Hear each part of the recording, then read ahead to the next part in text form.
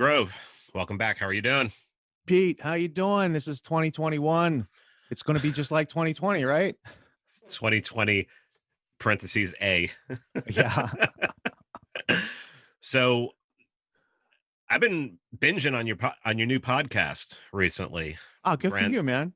What yeah, do you like Grand about it? Theft World. What do I like about it? I Yeah. like that you can pull in other content creators, use other content creators while knowing that they're maybe they're not totally 100% there and be able to tweak what they're talking about, especially, the people who need to use NewsGuard because, that I guess that brings the normies in. It's not radicalizing the normies, but it brings the normies in.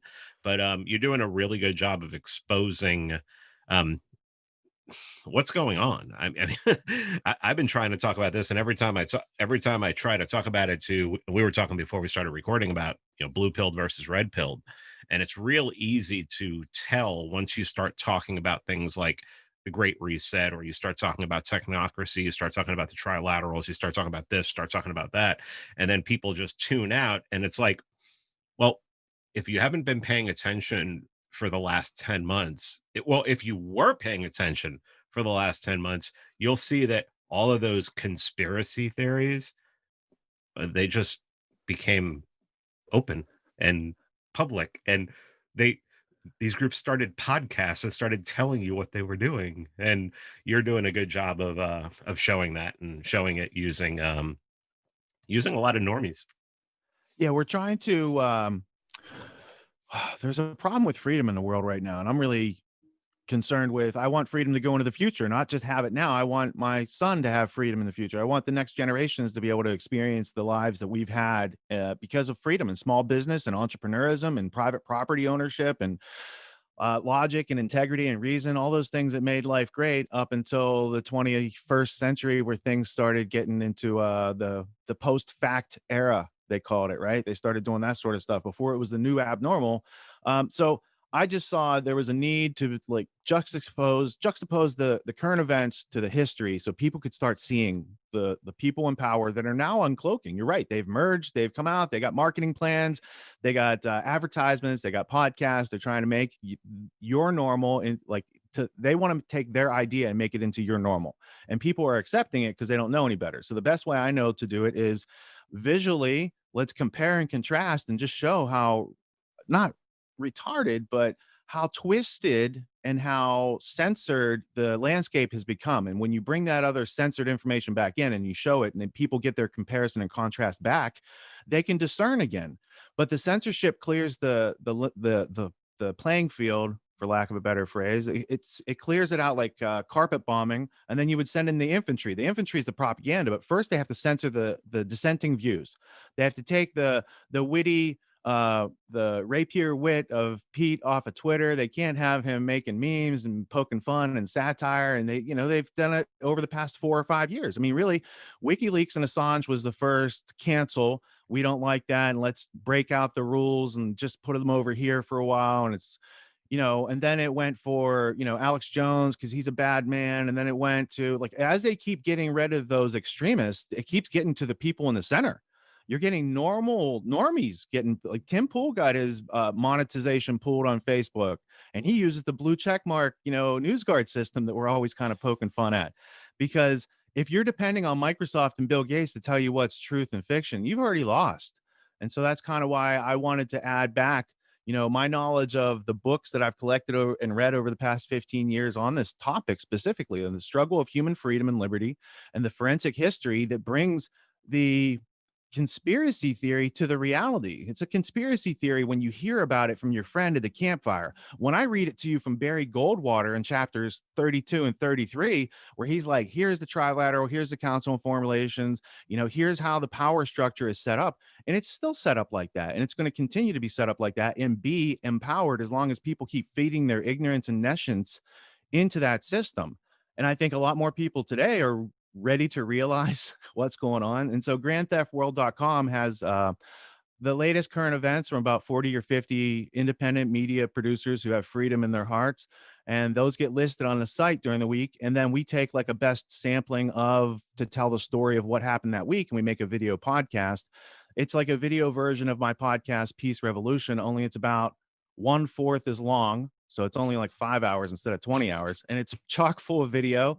And I got a control room where we can bring in videos and fact check and do all these sort of things real time. And we do it all live. We barely plan the show. It's like a hobby for us. We're working hard doing meetings at the various businesses all week. But on Sunday nights, we all get together and we have a good time. And occasionally we have guests, but it's always thrilling because I don't know what's going to happen in the episode. We have some clips, and what comes out of those clips, I got some ideas of what references to pull out, and I break out the book cam. And we get into the books, and it's a lot of fun, and it's one of the more rewarding hobbies that I've had because I feel like I'm getting the information out to people that need to know it. And we've had episode 7 and the most recent one, 11, banned from YouTube. So it's on BitChute, Library, Float, all those good places. And that means there's some content in there worth seeing for sure. Yeah, I had my first episode of my podcast banned. Spotify took it down. It was myself and Aaron from Timeline Earth talking about the storming of the Capitol, the Mm. storming of the have fun storming the castle. Um, and I don't know, you know, it Hey, may that's have a been. Princess Bride. Are you making Yes, I is was a making a Princess Ross Bride. Albrecht point coming up? I wish, uh, because we're doing this at right after 12 noon on installation day, and yeah, there it doesn't look like Ross is going to get his clemency. But what I was, did you want to say something? Well, I just think that the opportunities that were on the table for Ross and Assange and even for Snowden, those went away because of what happened at the Capitol, because of that ill-planned, unstrategic, very low-minded tactics. Whoever was doing that. Now, from a warfare point of view, I could see that as a very useful event for the opposition. I mean, they Mhm. ticked all the boxes that they needed. They could prevent him from running again. They can demonize 74 million people who voted for him.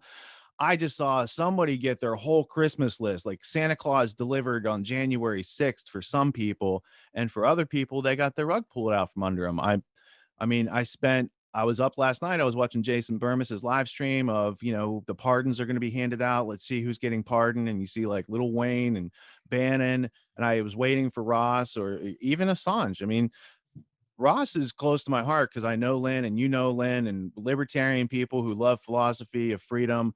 They know Ross Ulbricht. Assange, I've never met Julian Assange. I don't know what happened in that situation, but what I do see is a journalist being tortured for like the past 10 years. So when they're keeping political prisoners in this country, like Ross Ulbricht, or they're participating in torturing journalists like Assange, Snowden's he's got a cushy deal over there in Russia. I'm not too worried about him. But to see Assange go from the pinnacle of publication and journalism in the absence of the corporate media that was no longer doing that job or interested in doing that job, they all of a sudden had competition and they didn't like that. That's all it was. And it's a monopolization. And it's on the back of the dollar bill. It says e pluribus unum, out of many, one. Well, monopoly means one and many, out of many, one. It's the same thing. They're playing a game of monopoly out there. They're winning right now because they're able to take someone like the president of the United States and just say, you don't have a speaking platform. And if you go over this other place, we'll just take that away too, because they hosted with the CIA, I mean, Amazon. So there's a lot of unstrategic, not warfare going on out there, but it can be characterized as insurrection. No, insurrection is like when those women were bombing the Capitol in the was it the 80s that they had that bombing campaign for 2 years. They actually bombed the Capitol. There was a time back in the 60s, DC actually was on fire. And they got more troops in DC now. There's 5 times as many troops as Lincoln had when the Confederates were right across the river. I think they had 5,000 troops in DC at that point to protect the city. They got 25 or 26,000, right? And then after they got these troops sleeping in the Capitol on the hard marble floor, definitely that's not COVID friendly, that whole situation they got there. That's not like that. If they can all be there, we can all go to restaurants, right? I think that was a meme this week. That whole situation where they bring those guys in and then they start saying, well, we got to arrest a couple of you guys because you went to the Capitol thing. And now we got to look and vet you all, right? DOD, you better vet all these guys, make sure they're on our side. I don't see any of that as good on either side. Like, I truly see this red blue situation being played by a tertiary party who plans to sit back and reap the spoils, because that's what happens in history, kids. When you keep reading the stories over and over, there's always a third party that sits around, makes the other two fight. I mean, it's immortalized in the James Bond film. Was it Dr. No, where the fighting fish, he's like the two fish tire each other out and the third fish comes in. That's Machiavellian strategy. And people need to understand the nature of politics, and political power is conspiracy and counter conspiracy. That's all there is to it. And for people to say anytime you've read something that they don't want to internalize or don't want to take the time to think about, they say conspiracy theory. But that's like a it's an admission of intellectual bankruptcy on their part, and you can decide whether or not to invest more of your time with that. But I find as I get older, I got less and less time for nonsense and people who don't think for themselves. And that's where it comes back to, who are you going to hang out with? Red pill people, blue pill people. The blue pill people are simply the people who assume they've been given the truth. The red pill people are the people who have started asking questions. And when you ask questions, you're going to find out there's a whole lot more to the story than you've been told. And it's a whole lot deeper and more verifiable and more detail to it than the cartoonish reality most people believe in. Yeah. Yeah. So yeah, I just might have mentioned in that episode that got taken down that, if they would have burnt the Capitol building to the ground, that I would have been okay with that. How can you Or do it? It's made of marble. yeah, I I mean, know. that was the silliest thing too, that they were like, I "Burn it down." I'm like, "It's made of marble. Do you guys, know. you don't get it. You wouldn't I, survive very long outside with that mentality, because you gotta know what burns. You gotta find the yeah, bark from the right tree to be able to make fire. You can't just burn down marble." I hear you, man. All right, so let's go back a couple months. When you were looking at, I mean, you've been on recent enough that we've talked about COVID, we've talked about the riots, we haven't talked about the election and how you saw the election playing out as far as whether how, there was fraud, but how widespread was it? That's basically what the question is. Yeah, and by the riots, you mean the mostly peaceful Yeah, the protests mostly from the peaceful summer. protest. Okay, Yeah. we did do a show on Well, that. and yeah, we just already talked about the mostly peaceful protest at the Capitol. So Yeah. So as far as the election, I don't know, man. I haven't voted for anybody since 2004.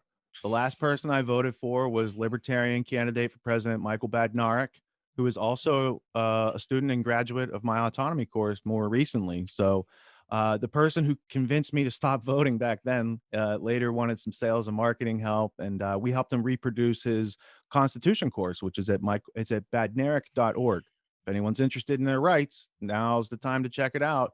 And those rights don't come from those documents. It's just about understanding the nature of reality and you and your individual self versus the collective.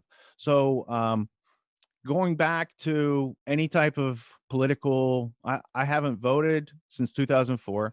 The Trump thing, I was skeptical from the first part because he's close friends with the Clintons in the first place. He got bailed out by Rothschild Inc. We covered in that last Grand Theft World. And all the promises that he had told his audience were limited by his daughter and his son-in-law from the get-go, and a lot of that, and their ties and their deal cutting, because I think this is all just a setup for Ivanka 2028, as the Simpsons projected, right? So there's a longer game in play, and Trump in an attempt to keep playing the game, I think, and not totally get hung out to dry or put in prison, he acquiesced the most powerful things he could have done with his presidency, which would have been to undo the injustices of the previous administration. And if you look what's going to happen right now, starting about 41 minutes ago, they're going to be undoing a whole bunch of stuff that Trump did. So if Trump had come in with the military and undid everything Obama did, they would have said, "Hey, this guy's like Hitler." But now the side that is acting like that projects it on the other side. It is not complex psychological warfare, but it is psychological warfare enough that most people just buy into it, and they are like, nothing to see here. And it's like, there's so many contradictions floating around out there. And so the root cause is they attacked our education system, made it into indoctrination. And as those people got older, it got easier to fool people with extended adolescence who don't know how to tell fact from fiction on their own by using the words that people use to communicate. So, yeah, there's a lot. There's a lot to do, and there's no superheroes coming to save us. There's no one going to be waving a pen to save us anytime soon. So we're going to have to learn to think for ourselves, become more self-reliant, become better communicators, and work strategically outside. Like Ernie Hancock always says, we're over here now.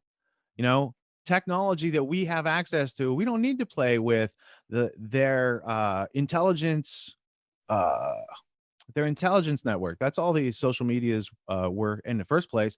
Their job was to collect your metadata, to feed it into the AI so they could have an algorithm to actively predict everybody in the country and on the planet. That's what they're trying to do. They're building AI deep learning models to predict and control and have command and control of human beings. It's a slavery thing, and it's not about freedom. And the same people think that nature is not good enough and that they should play God and that they can do all sorts of transhumanist type things, and then start putting those past your immune system without your consent. And human experimentation is running rampant out there without people's consent. They're violating the Nuremberg code of medical ethics from, and they're doing things that are, frankly, they're sizing up to do things that are worse than what the Nazis did and what Stalin and Mao did.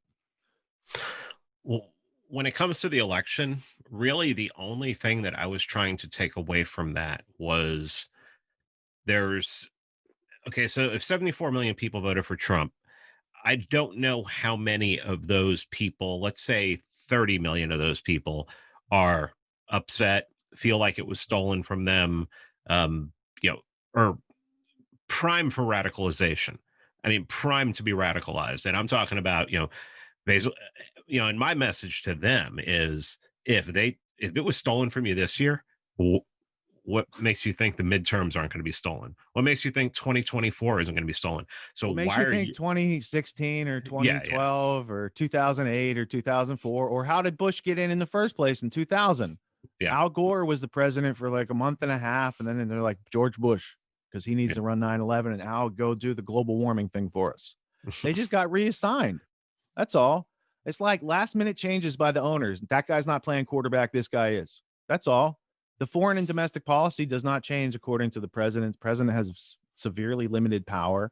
That's why I don't participate in that game, because I see it's like a shell game. It's not Right. what you think it is as a tourist.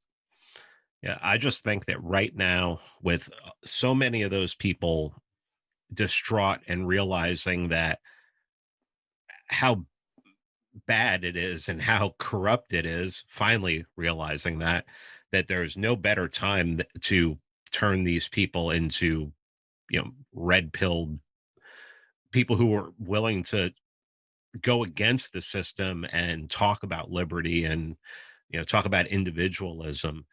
And I think they just need to be reached, and they need to be a good message needs to be crafted for them to help them to understand all that. And I think if a good message isn't crafted for them, we're going to see what happened in 2016, which was some people started to figure out there's some stuff going on. So military intelligence runs this Q psychological warfare op and gets all those well-meaning people who just kind of got red pill but don't know enough to tell which is real and which is the psychological warfare. And so same thing could happen right now. We know from the government side, from like the Cass Sunstein side of the government, they want to categorize half of America right now as domestic terrorists, because and that Trump is the terrorist leader like Osama bin Laden. This is the narrative they're cooking up. And it sounds silly, like they could never do that. And let me just warn you, these people make a living off of making up silly narratives and making them plausibly realistic in reality, and getting the Overton window to shift just along with it as they do it. So it comes back to parsing the information that you're exposed to and questioning it and knowing how to discern whether it's fact or fiction, whether it should be dismissed as arbitrary because it has contradictions that come from man, because nature doesn't have contradictions, or if it actually leads to truth, which means you've resolved the contradictions. So, in going through any of these cases, the public is very, very vulnerable to the propaganda. I mean, I think that's just like fact. They are immersed in it. It's coming from multiple angles. At no and none of those angles add up to the truth. It's not like if you just watch CNN and Fox News, you'll get the two halves. It's like, no, there's a whole lot of pieces missing. So they're vulnerable and they're being categorized. And some people are going to do stupid stuff out there because they always do. And then they'll pounce on that, magnify it, make it look like it's everywhere. Right. And this is just what goes on. So without people thinking and understanding that you're not going to be able to take up arms against this oppressor, because the most powerful weapon in the hands of the oppressor is the mind of the oppressed. So saith Steve Biko. I've got that in the studio behind me. Um, so once we take back our ability to not assume and then start to ask questions, use our five senses. That's what common sense is. It's our five common senses that we can talk about amongst each other. And this is how we bring facts with the five W's plus how.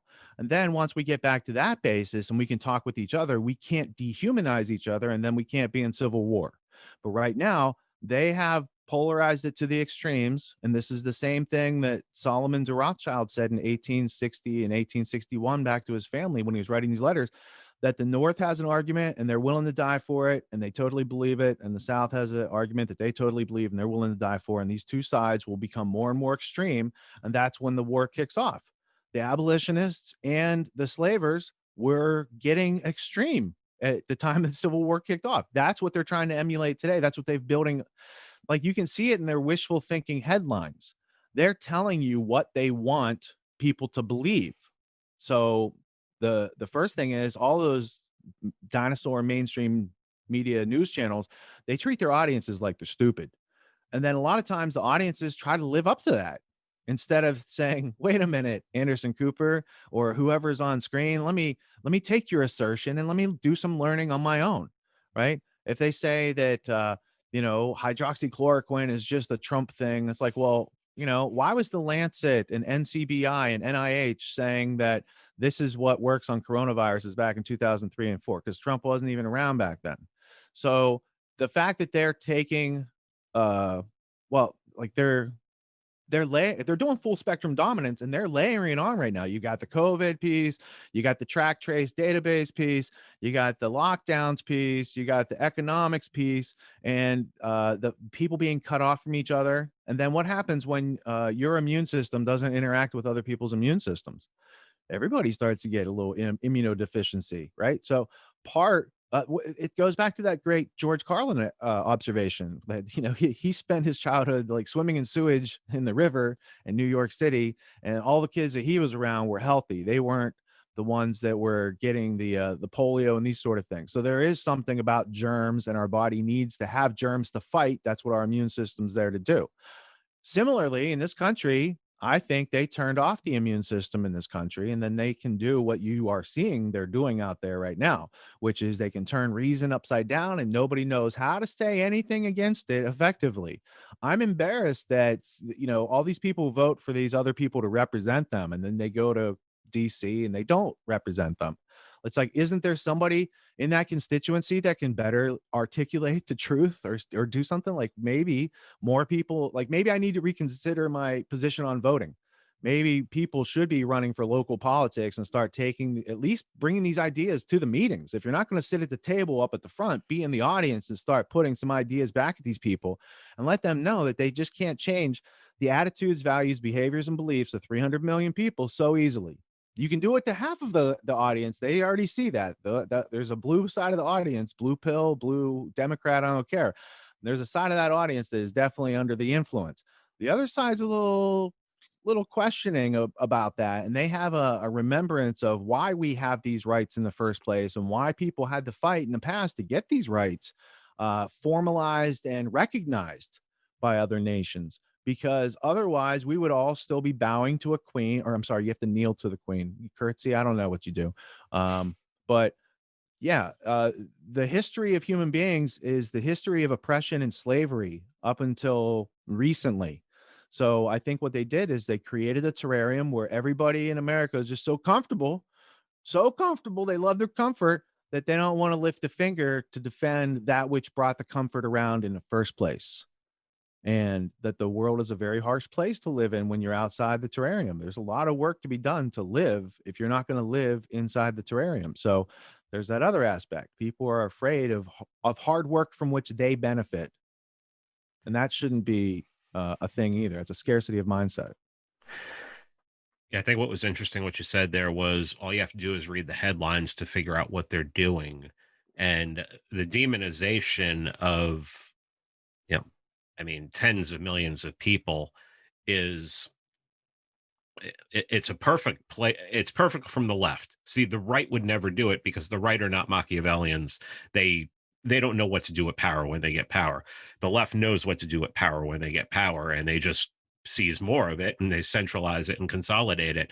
And what they're doing by demonizing what is 75 million, what, a fifth of the Right. population, in total, you they're they're basically saying these people are no good, they're monsters, they can't be trusted. They voted for somebody who's not only a white supremacist but somebody who suborns treason, somebody who is has incited insurrection, and they have to be judged by the fact that they support somebody like that.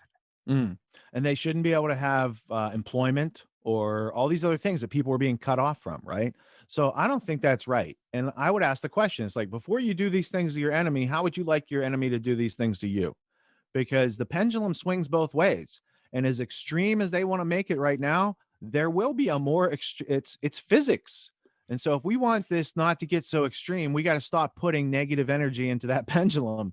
But right now, the fact that they put the walls up around the Capitol like the day after, not they what did Amazon just drop those off? They were a day late. Oh, sorry, we knew that the thing was coming on, but I don't understand that. I don't understand why people will tolerate it. And then they've basically got military occupation of the Capitol for this peaceful transition. Well, what's that all about? There's no active threat. Intelligence agencies have said there's no active threat. There's no reason for this to be going on. And then they're breaking trust with their own National Guard by giving them background checks and like Mhm. purification tests, like it's the fucking Inquisition, right? So these people are taking Spanish Inquisition plus Soviet Gulag plus little Chinese Communist Revolution, and they're mixing it all up here in America, but no one has the historical context to be like, that's not a good idea. It's like when you see people like mixing household chemicals and you like those two things make like chloroform, dude. Don't do that. So that episode I had taken down from Spotify with my friend Aaron, he had brought up the Michel Foucault's idea of boomerang theory, where as an empire goes out, what they start doing to other countries eventually comes home. Mm, So he was in the Navy, and he was in intelligence, and the way he's looking at this is he's seeing what's happening in DC is no different than the red, green, and yellow zones they have in Iraq and Afghanistan in the capitals. absolutely. I know that by the theory called blowback, and what it looks like is the example I usually give is there's a strategist called Eugene Sharp, and there's a movie about him called How to Make a Revolution. And basically, these techniques he developed for the United States government and CIA to go around the world and overthrow dictators and these sort of things. Those techniques were picked up by characters like George Soros and say, "Hey, this could be useful in America." And they use those same techniques that Gene Sharp made, and the $18 billion, according to the New York Times, that George Soros put in for what do you call it? Democratic activism or something like that. There's some clever name he gave to that type of investment, but it's pouring acid on American liberties and freedom in a purposeful way that goes after the weak spots that they've already spent decades figuring out how to do these things. And with Soros buying off district attorneys and these other social groups getting a lot of funding and direction and aid and equipment and cover and legal protection, these sort of things, you can really do a number on a country. And we already had the social media companies like Google. Look at what they did 2016, the week after Trump won. They had a conspiratorial meeting where they said, we will never let this happen again. And then they admit, if you watch the social, not the social network, what was the most recent movie that came out that was talking about the social Social media? experiment. I forget what it was called. I didn't watch it. The Social Dilemma. Social Dilemma. It's actually really Yeah. good, dude. You should watch it because they Okay. ask all these tech guys and gals. They're like, what is the real problem? And none of them could answer it. I'm like, the real problem is there's some people out there using high technology to take away people's freedom. And these people work in the layer of that, and they don't know the history behind technopoly or technocracy or transhumanism or eugenics or any of this other stuff that they are fully playing into. So those tech companies fully had influence on the election and meddled in the election, just like they do in all the other countries to control, because they're agencies of intelligence. They're not private companies that people keep defending. They're not private companies. They're at best publicly traded corporations, which took intelligence and taxpayer dollars to do the things that they did in the first place. So that doesn't mean that's not like a mom and pop hardware shop down the street that everyone's like, well, they got rights because they're a private company. They could just delete people off. No, what you see is the same people who provided cover when the Nazis were doing that to people. There were people like, well, they got right, they got the reasons to do that, and it's okay. You know, that's not human rights. That's not common sense. That's not reason and logic. That is citicism. And as I said in Grand Theft World last week, that means to parrot. It's P-S-I-T-T-A. It's the Latin word for parrot. And citicism kills people. Repeating stuff that's not true because you didn't think about it and passing on that false information to give a big group collective an idea to do something, that's it's tyranny, destruction, totalitarianism, despotism, but it is not freedom. It's not liberty, and it's not something we should support unwittingly. Well, when you this, and this is where libertarians turn into binary brains. They when you criticize quote unquote private companies that we know weren't private, and even Michael Rechtenwald's book Google Archipelago shows how these were all started with CIA funding and Yeah, deep he state he does funding. excellent. He's a very smart guy, Wall. Yeah, I yeah, was just listening to more his stuff last week. yeah. He's really good at that. And so when you bring it up, people, you have these autistic libertarians that are like, well, they're a private company, so what do you want to do? You want to get the government? I'm like, no, you don't. They are the government. So what do you? What do you do? And then you ask them that and their brain explodes. And then I talk about like, well, I don't know, what do you do with a company that's become completely fascist? I don't know. There's a mayor who quit in Iowa, who quit her job in Iowa because she was getting threats. I don't know. Maybe there are ideas somewhere around there. I don't know. I'm spitballing stuff back and forth. So what do we do with these companies? I mean, we can the easiest thing, the pat libertarian anarcho-capitalist answer is, well, you got to start something and you got to compete against them. Well, these are probably the closest things that we've ever seen in history to actual monopolies. And these are actual monopolies. So what do you do? Meaning that you're playing in a rigged game and trying to compete in that game is only going to get a loser position. So the first thing you could do is know about these things so you can limit your exposure to these things. And then as innovation brings about different opportunities and people do start to explore that as entrepreneurs, that's where future technology comes from. I don't think people I know that their plans are you can't query the internet yourself anymore in the future. They want you to go through Siri or Cortana or Alexa or whoever. They want an AI proxy between you and your ability to draw information from the well that is the internet. So if you just start with what are their goals are to stop human beings from having freedom of person in action in physicality, but they need to also get to your thought process. And that's what they're working on right now. That's what they've been working on for the past 100 years. If they can get people to dumb themselves down to the level of animals, they can have stimulus response, just like they control pigeons or mice or any of these other animals that they've done through operant conditioning. Human capacities are too much for them to control. So they've always just tried to dumb down the people they're trying to work on. Because otherwise, if you had people who knew how to solve problems and how to communicate their way through challenges and build bridges to be able to get things done, people as individuals would be very hard to collectivize. They'd be very hard to predict, very hard to control, very hard to program to act en masse to have the same reactions to things. And what you see is we've got a country that, yeah, you said, like, I look at it as at any given time, half this country doesn't even participate in the voting system or any of that stuff. They're disenfranchised 100% of the time. And then the other two groups, they roll back and forth to being disenfranchised like 25%, 25%. So at any given point, 25% of the country is basically telling the other 75% what's up. And half of those people they didn't have any representation in the process that they felt was worthy of their vote, right? So if the numbers game simply just broke out through information and more people got what's up, then they would be likely to get along together, not fight like they're going to have a civil war, and to peaceably build a future of freedom that has ethics and integrity and prosperity and private property and the pursuit and attainment of happiness all built in. Because when you look at how much is sucked off of the people in taxes and all these other things that are like little strings that hold Gulliver down, we all have amazing individual potential. And there is unlimited opportunity in this place because the opportunity comes from the lack of scarcity in your mind to see things and how you can make them better.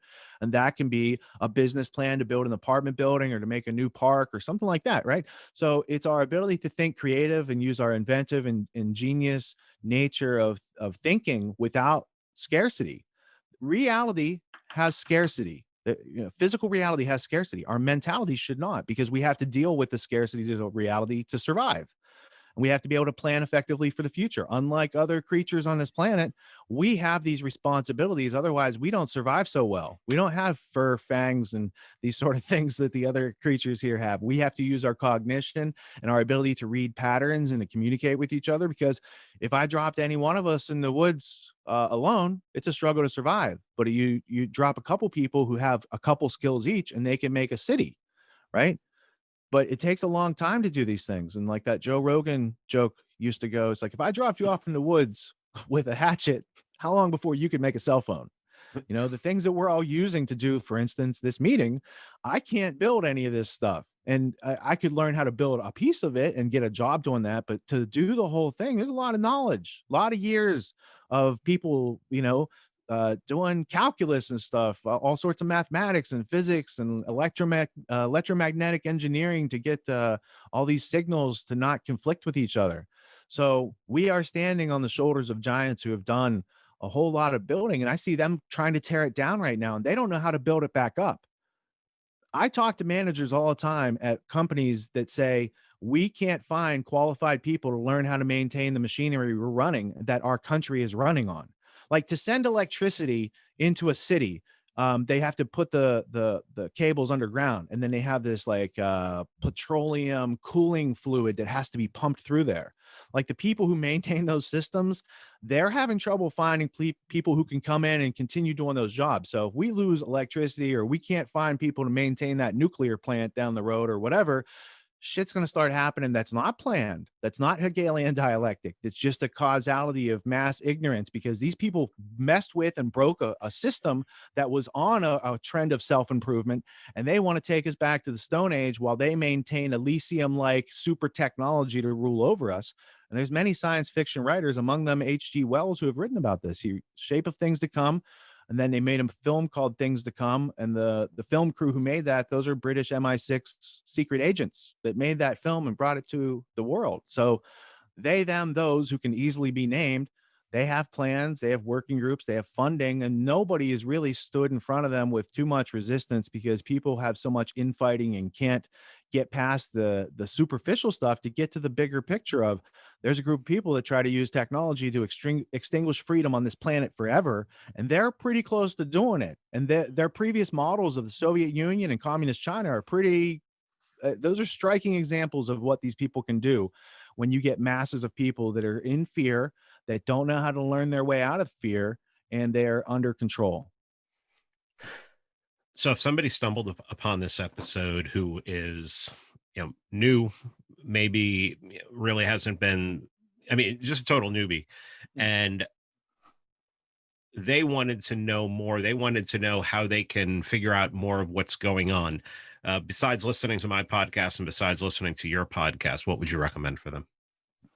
Read or listen to Tragedy and Hope 101 by Joseph Plummer, or read after that The New World Order, A Strategy of Imperialism by Sean Stone, or just read the foreword that I wrote for that book, the first and second editions, because that gives you the overview. And there's a group of people, they are named, they are known, there are artifacts and evidence that lead. And then from that overarching story that's been going on for 100 plus years, you can see how daily current events play into supporting that endeavor. So they're always moving closer to the goal, while people on our side want to say that's a conspiracy theory. Those people aren't even playing a game against us. And Ignorance kills. I was on a show the other day and they asked me, did I think that the World Economic Forum, the Chatham House, CFR, trilaterals, that they were all are they all working together? And I told them, I said, they will definitely have some goals in common, but a lot of times they are, like I said, like the World Economic Forum, it looks like they want socialism, but the Trilateral Commission looks like it wants like classic fascism. So Mm. I don't think if these guys are fighting against, if these guys are butting heads on some things, there is hope to be had there. These are independent groups with interlocking memberships. They're working groups. So they're working on the problem of global governance by a small group of people who happen to be the English speaking British Empire version of this. Okay. Um, Chatham House, Trilateral, Council on Foreign Relations, Royal Institute of International Affairs, which is Chatham House. Um, these are all part of that same group. They have the same credo. They're working as communists, as socialists, as capitalists, as technopolists, all at the same time. That the World Economic Forum is not that far from the Club of Rome, Aurelio Piche, and the World Wildlife Foundation, like those groups of globalists. So one handles the vertical of the ecology, one handles the vertical of here's corporate America, one handles here's uh, the trilateral is Asia Pacific technology development, right? Under their guys who created the trilateral, Zbigniew Brzezinski and David Rockefeller. And so when you start getting into who created these groups, like who founded the Council on Foreign Relations, the Rockefeller Foundation, who founded the Royal Institute of International Affairs, Rockefeller Foundation also had money in there too. So it's an Anglo-American establishment. There's people on the British side that fund these things. There's people on the American side, but the Anglo-American establishment's goal was for an English-speaking union that took America back into the British Empire for the purposes of taking over the whole world, and that was in the last will and testament of Cecil John Rhodes, who today we know him as the progenitor of the Rhodes Scholars, many of which are all working in America to bring America back into the British Empire for that type of globalism, where America becomes a property management group for the British Empire's holdings. And we put up the soldiers, and our sons and daughters go and fight and die in those wars to protect that overarching supranational globalist infrastructure. And if like people doubt it, David Rockefeller admitted it in his memoirs. He said, "For those who say that I'm an internationalist and my family's conspiring to do these things, you're right. That's what's going on." I think it's page 406. So there's a lot of reading that has like we think because there's mainstream media out there, if these things exist, they would point them out to us. And I'm telling you, their whole purpose is to make sure you don't know that these points that connect together into a coherent picture exist. Their job is to block you from that. Google is not a search engine, it's a hiding algorithm.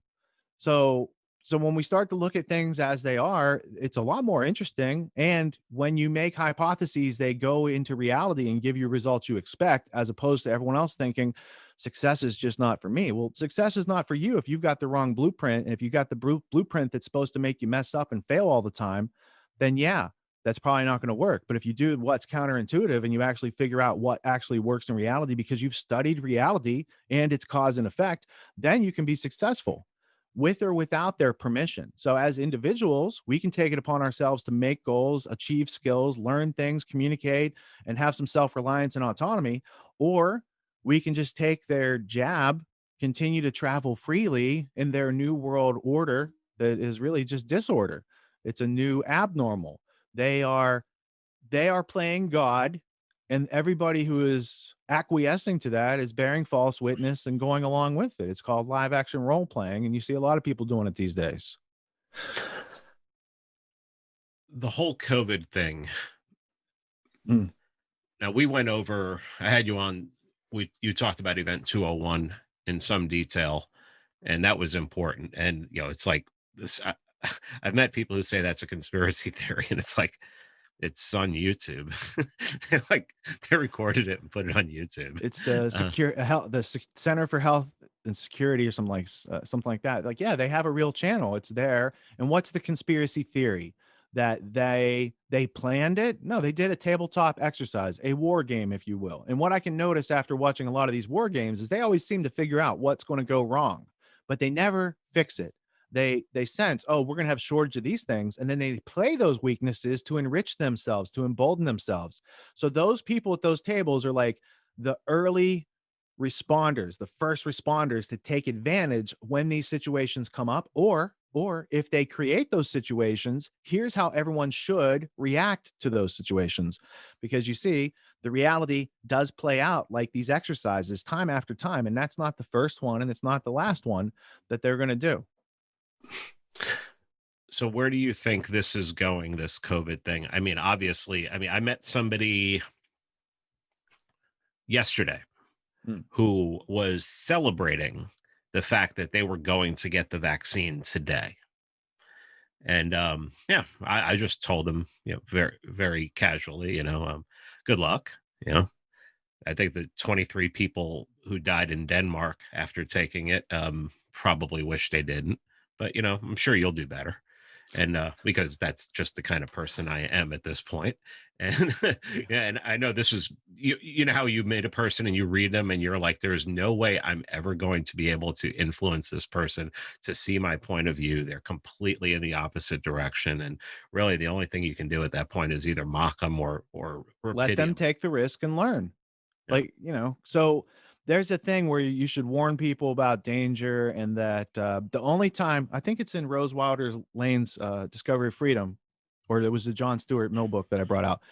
The only time to take away somebody else's freedom to use force or aggression is when they were going to not hurt themselves, but when they were going to hurt other innocent people, right? So in those cases where people are going to hurt themselves, that's part of free will. You have said, maybe even, have you looked into this? This sounds new. Have they done have you read the studies? Have you looked at the animal trials that they probably didn't do?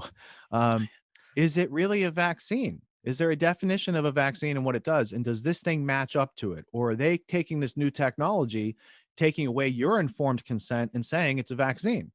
There would be cases of malpractice. I mean, it's not going to be too long before you're going to see such and such law firm. Have you been injured by the Pfizer or Moderna or AstraZeneca? Because these people are doing that. They're rushing it to market. And there are other effective therapeutics. They're 100% effective according to multiple studies that are being censored, withheld, occulted from the public who could be having their lives saved for the reasons of political power, for wealth redistribution, for property redistribution, for rights redistribution, that is all going on as a communist revolution under the name of a great reset. Their goal is not communism for them. Their goal is totalitarianism, and then they'll just give you some flavor of socialism, communism, fascism to rule the bottom people, like in many of those dystopic novels. It's amazing that people love those novels and they love those movies, but they don't get the message. I read 1984 when I was in 4th grade. Why, you ask? Well, that's a good question. My dad's aunt used to she had her house at the bus stop, so we used to hang out there, me and my brother. And she had older kids, and they had bookshelves. And it was 1984, and there's a book that says 1984 on the shelf. I'm a kid. What am I going to do? Oh my goodness, Pete. I was like, "What is this book? This is awful." Oh, and then I discovered it's like, no, that was going on in the 50s. It was going on in the 40s when Orwell wrote it. It was just going on in Soviet Russia, and it was also going on in the BBC, who was running, right, the communists. So the communist experiments totally come out of Western banking and Western intelligence powers. So they have been used the whole 20th century as a vice to get a grip on America. So when you have communist spies in America, it's not because the communists were really spying on America. It's how MI6 can spy in America and not get caught and still act like our ally the whole time, because they're running the spies that are coming through. And when you get down to it, it's like we have been taken advantage of by our older cousin Britain, who had superior experience in statecraft, espionage, black marketeering, all these sort of things. And then like an adolescent America in the 1920 or like the 1900s, um, the 20th century, then gets sucked into the new great game and gets right next to its imperialist former enemy, right? And that's their plan unfolding slowly over time. These people play a long game. They're a multi-generational cult of power hungry people who have no integrity or ethics or morals other than do what thou wilt shall be the whole of the law. And that's a good start, but it should stop at where you take away other people's freedom, right? So I don't know. There's an interesting book about Crowley and MI6, and I was a little incredulous, like, oh, that's just. But no, there's some serious research to that and why they would use somebody like Crowley to go interact with German secret societies and to have these behind the scenes movers who could, in either case, if they got caught, they could just claim the other. So there's a lot of interesting history like that. But that philosophy of they think they're God and that they have the right to play God over the rest of us, I have a problem with that. I have a problem with that. They're not. Can you How about that? can you give us a taste of what you're teaching your students about how they need to set themselves up to best either combat this or make it through this? Yeah, and it's interesting because I haven't had to change the curriculum even though all this has kind of taken on a whole new momentum in the last year. So the first 4 or 5 weeks of the autonomy course are unindoctrination and unlimitation of your mind from those limiting thoughts that we've grown to believe, and we replace those beliefs with experiences and knowledge and things like this. We also do the same thing for fears. Fear is a starting point. Fear is a placeholder for knowledge, wisdom, experience, and these sort of things. So as we identify where people are being held back, like how we hold ourselves back internally, negative self-talk, limited limited uh, the low self-esteem, the the mentality of scarcity where I can't. I think I can't is a worse word than the 5 words you can't say on TV, right? So these internal limitations that people have, we help them uninstall those. And then we stack on high value skills that allow people to prosper in the world by solving high value problems. So, for instance, I encourage entrepreneurism. Not all the students that go through the course want to be entrepreneurs. Some want to be freelancers, which is like sub entrepreneur. Some want to be employees or executives, right? So we cater to all those learning experiences because we teach meta learning, which is how to learn anything, hyper learning, which is how to apply your ability to learn anything to the things you need to actually do to get to your goals. We teach the art of sales, which does not involve pushing, persuading, conniving, convincing, lying, tricking, or anything. It's simply high value problem solving by asking questions, listening, and coming up with a plan of action and getting an agreement to that. So it's a very simple art that everyone should know how to do for themselves, how to put your offer out to market so you can transact in the system. And if you're not an approved worker over here, how to get yourself some currency and get the roof over your head and food on your family's dinner table by learning skills that are valuable to other people who are making money and then adding value to their process. So there's trillions of dollars being spent every day on the internet. Most of that money is being spent by a website, a call to action, some sort of payment gateway with an offering that's digital, these sort of things. So I teach the art of creating digital assets and being able to set up your own personal media platform, how to proliferate your content without being censored, like understanding where the censorship is and how to be able to put that out, and how to interact with people, whether or not we get sent back to the Stone Age. These skills, other than the digital aspects of it, the problem solving, the communication, the critical thinking, the dispute resolution, all these skills become even more valuable in a society where it goes askew or shit hits the fan. So they're evergreen skills that'll be valuable now and into the future. And they also are tried and true methodologies because that's what I teach. I teach methods and I teach only a few methods over the 15 weeks. So you can do all these things by just learning a few key methods that I say all the time. Nobody who gets into the course is unable to learn what I'm teaching. It's just counterintuitive from what we've all been taught to believe. So it's not rocket science. It's pretty simple. But those inconsistencies and the counterintuitiveness, that's what trips people up and they get to think of themselves as not successful or failing. So I know that between the curriculum, the community, the exercises, and the opportunities, I can get people to get to where they're going with a great deal of consistency, and they can do it expeditiously as well. Mm, cool. And you You just finished what, season 4 and you're going into season 5? Mm. Yeah, we just finished season 4, and season 5 is going to kick off the end of February.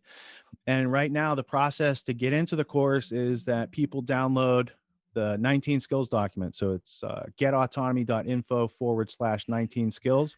And then they have an opportunity to talk to somebody and get a better plan for 2021. And then some of those people that make those better plans want to get into the course.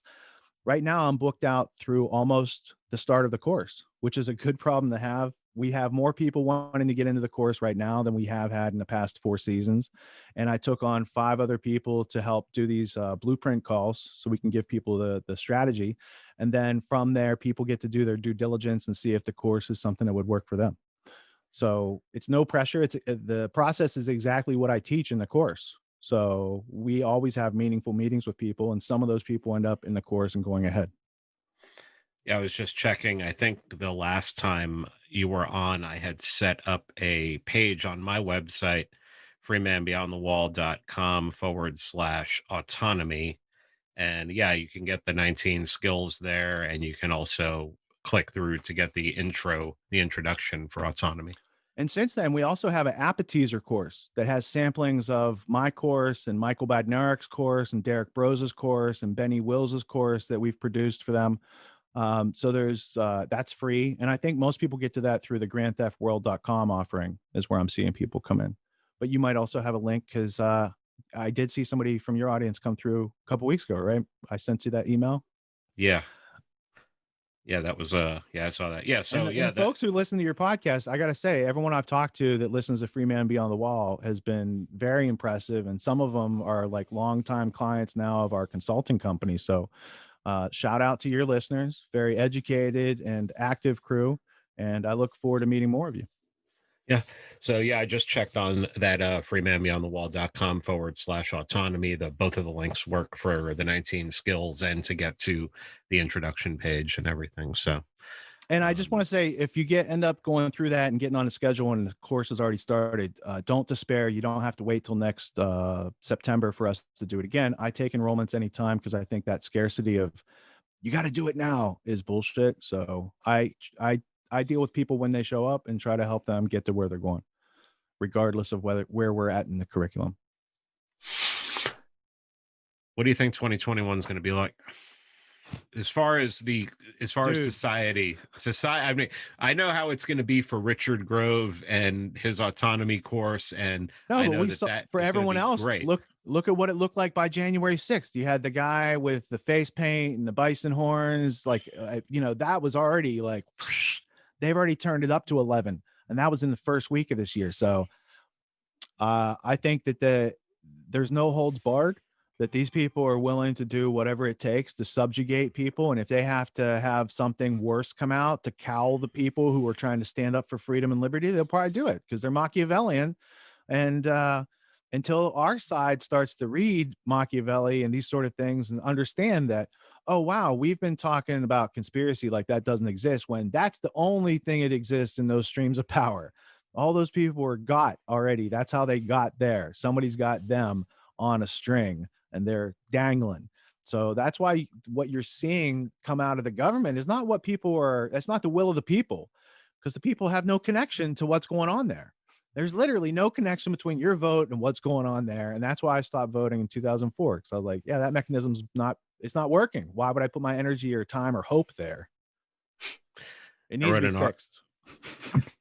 I read an article a couple weeks ago called "Toward a Machiavellian Libertarianism," and it basically broke down how local politics, how somebody could the steps that somebody could take to run for mayor of their local town, of course, with a lot of research up front, and with a lawyer steeped in local politics and you know loyal only to you, and how you could actually theoretically take the town over and dismantle the government and decentralize the whole thing. And um and you could do it without, really, you do it by even playing by their rules a little bit. You don't have to break the law in order to do it. And I may have even mentioned how Obama won his first race in Chicago. I think I know you've read about that. Yeah, I mean that's completely legal and within the bounds. And I think this is one thing that I think people are missing and not thinking about. They're not thinking about how pl- playing Mr. Nice Guy, by being Mr. Nice Guy, how it's gotten us to where we are. Yeah, I mean, as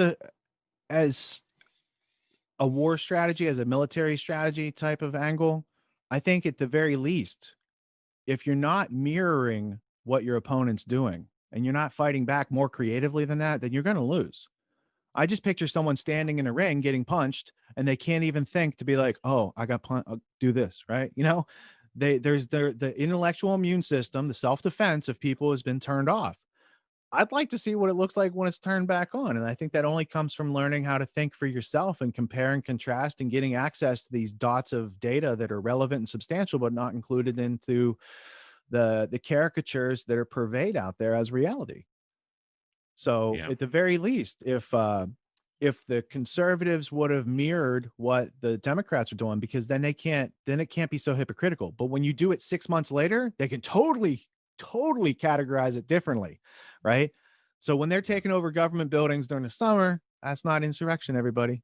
But when some people do some stuff, and that was not an attempt to take over that building. And for people that say that they were going to take, hang Trump and arrest Pelosi and stuff like that, I don't know who thought they were going to do that or what difference that would make in reality. Right. That's the other right. thing. I saw people there that look like they're real serious people that are devoid of strategic thinking or knowledge of what the game is before you make your first move. Because what you're playing in a game of chess with grandmaster chess players, and you're not a grandmaster chess player. So how are you going to win? The only way to win is to get all these players to play each other, and then you only have to play one on one with one of them. So Yeah, use some strategy out there. it, everybody treated this like it was war. Like a war was starting, and yeah, what does Sun Tzu say? He said, "You don't fight a war unless you know you're going to win." And you don't And fight on their battlefield at the time that they're yeah, calling a war. And you yeah, certainly don't use the techniques that their strength lies in those techniques. And what do they want you to do?